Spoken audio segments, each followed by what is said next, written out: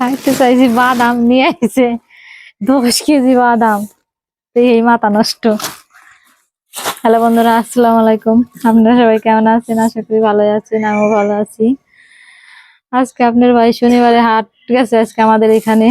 সেখান থেকে আজকে হাটে গেছিল। হাটে যায় কিনে আনছে আম, তারপরে আদা, আর এই যে কচুর মুখী, আলু, আর বাদাম। আর আমাদের ঘরে অনেক ইঁদুর হয়েছে, ইঁদুরের জন্য নিয়ে আইছে এই যে কাঁচা। প্রথমে দেখাইতেছে এই যে আম, 8 কেজি আম কিনে আনছে সে। এত আম একসাথে আনছে কি এর জন্য বলেন তো? এ তো সব পচে যাবে না।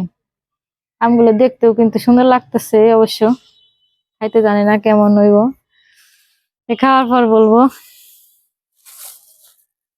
তারপরে নিয়ে এসছে আদা, আদা আনছে 1 কেজির বেশি আছে এখানে। আদার যা দাম, কিন্তু আদা ছাড়া তরকারি রান্নাটা হয় না ভালো, একটু বেশি করে নিয়ে আসছে। পুরো সপ্তাহ করে খাওয়া লাগবো। এই যে মুখিরিটা কিছু ছিঁড়ে পলিথিনটা এগুলে, এই মুখিটি মানে সেদ্ধ করে ভর্তা বানায়ও খাওয়া যায়। ভর্তা অনেক টেস্ট। আবার চচ্চড়ি, অনেকে চচ্চড়ি খায়, জলে খায়, যার যেমন পছন্দ সে সেমন মানে তেমনই খাইতে পারে। আমার সবটাই ভালো লাগে।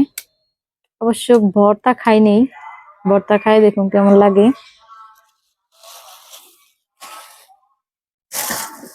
আর নিয়ে আসছে এই যে আলু, আলু তুলতে পারলাম না। এই যে আলু মানে ভারী, 5 কেজি আলু। মানে সে এমনি একটু বেশ, মানে বাজার যখন যায় একটু বেশি বেশি সদাই করে, মানে সহজে যাতে বাজার যাওয়া না লাগে এর জন্য যেদিন আর কি বাজারে পাঠানো হয় একটু বেশি বেশি করে বাজারটা। দেখেন বাদাম বলছি, মানে 1 কেজি বাদাম আনতে সে নিয়ে আইছে কি 5 কেজি বাদাম।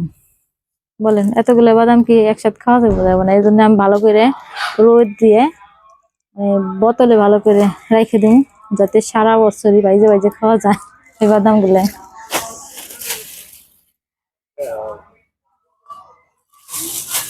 বাদাম গুলো কিন্তু অনেক ভালো, একবারে সুন্দর, একবারে কি সুন্দর, একবারে স্বর্ণের মতন জল জল করতেছে, হলুদ, দেখে খুবই ভালো লাগতেছে। ভিতরের দানাগুলো অবশ্যই পুষ্ট হইব। এই যে দেখেন কি সুন্দর দানা, একটা খাই দেখি।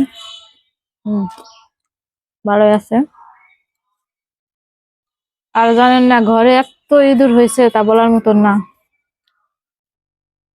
এই যে একটা ডাম কাইটা ফেলছে তার মুখে, এই জন্য বলছি আজকে যে একটা খাঁচা আনার জন্য সে নিয়ে আসছি। দেখি আজকে পাইতে দেখি কয়টা ইঁদুর পরে। সবাই ভালো থাকেন, সুস্থ থাকেন। আল্লাহ হাফেজ, টাটা, বাই বাই।